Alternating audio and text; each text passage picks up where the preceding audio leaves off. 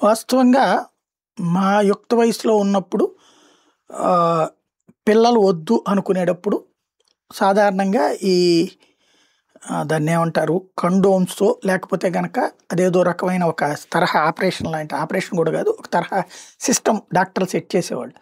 Tablets వాడొద్దని చెప్పేవాళ్ళు. అబ్బాయికైనా, అమ్మాయికైనా సరే గర్భనిరోధక tablets వాడితే అది తర్వాత లోపల మూసుకుపోతాయి అని చెప్పేవాళ్ళు. అయితే ఇప్పుడు దేశంలో విపరీతంగా అంటే వాస్తవంగా భార్యాభర్తలు పెళ్ళయ్యాక కొన్ని రోజులు గ్యాప్ కోసం. అయితే అప్పట్లో అసలు గ్యాప్ ఉంచుకోవడానికి కూడా ఇష్టం చూపెట్టేవాళ్ళు కాదు. ఎందుకంటే గ్యాప్ ఉంటే "ఏంటి ఇంకా నీకు పిల్లలు పుట్టలేదా? ఏంటి ఒకసారి చూపించుకోబోయావా?" అని అడుగుతుండేవాళ్ళు.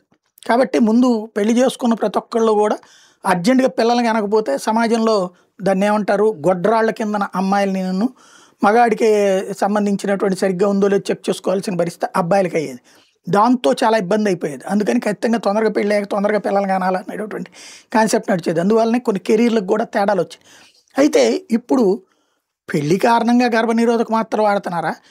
పెళ్లి లేకుండా సెక్సువల్ సంబంధాలు పెట్టుకోవడం వల్ల గర్భనిరోధక మాత్రలు వాడుతున్నారో తెలీదు గానీ, దేశంలో ఏటా 35,000,000 యూనిట్ల అమ్మకాలు జరుగుతున్నాయట. అంటే 35,000,000 మందులు. అమెరికా, చైనా తర్వాత మూడో స్థానంలో భారతదేశం ఉందట. 10 ఏళ్లలో 12% పైగా అమ్మకాలు పెరిగినాయట గర్భనిరోధక మాత్రలు.